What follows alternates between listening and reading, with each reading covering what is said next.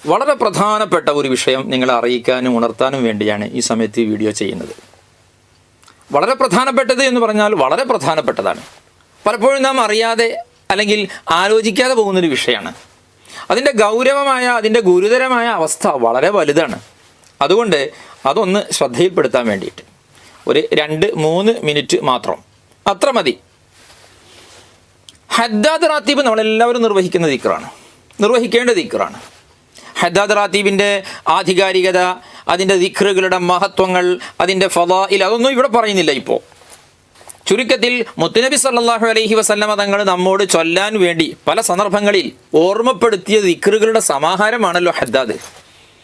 ആ ദിക്റുകൾ ചൊല്ലുമ്പോൾ നമ്മൾ വളരെ ആലോചിച്ച് ശ്രദ്ധയോടുകൂടി ചൊല്ലണം. ഇല്ലെങ്കിൽ നമ്മെ തിരിഞ്ഞു കൊത്തും. എന്തെന്നറിയോ? അതിലൊരു ദിക്റുണ്ട്.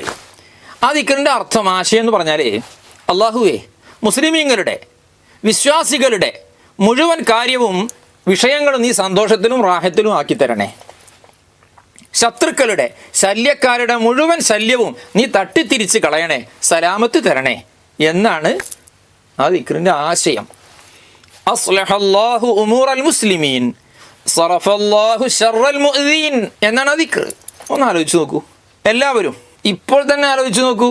നമ്മൾ ചൊല്ലുന്ന ദിക്ർ, ആ ദിക്ർ അങ്ങനെ തന്നെയാണോ ചൊല്ലാറുള്ളത്? അസ്ലഹല്ലാഹു ഉമൂറൽ മുസ്ലിമീൻ സറഫല്ലാഹു ശർറൽ മുഅ്ദീൻ എന്ന് കണ്ടോ? ആലോചിക്കുകയാണ്.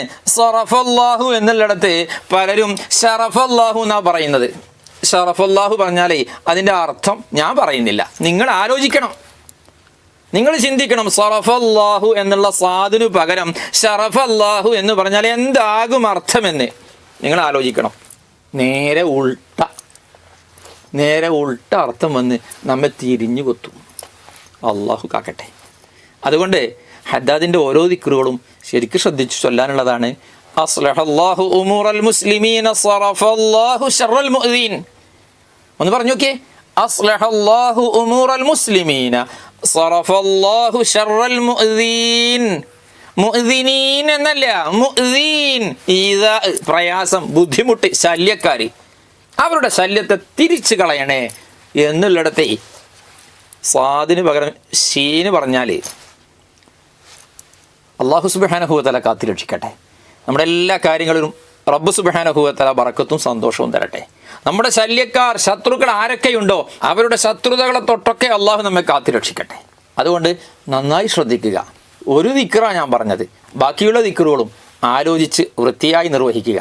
അള്ളാഹു സുബ്ഹാനഹു വ തആല ഹദ്ദാദ് പതിവാക്കുന്നവരിൽ നമ്മെ ഉൾപ്പെടുത്തി അനുഗ്രഹിക്കുമാറാവട്ടെ. ആ ദിക്റുകളുടെയൊക്കെ പുണ്യവും മഹത്വവും എത്രമാത്രമുണ്ടോ അതെല്ലാം റബ്ബ് സുബ്ഹാനഹു വ തആല നമുക്കെല്ലാവർക്കും നൽകി അനുഗ്രഹിക്കുമാറാവട്ടെ. വസ്സലാമു അലൈക്കും വറഹ്മത്തുള്ളാഹി വബറകാതുഹു.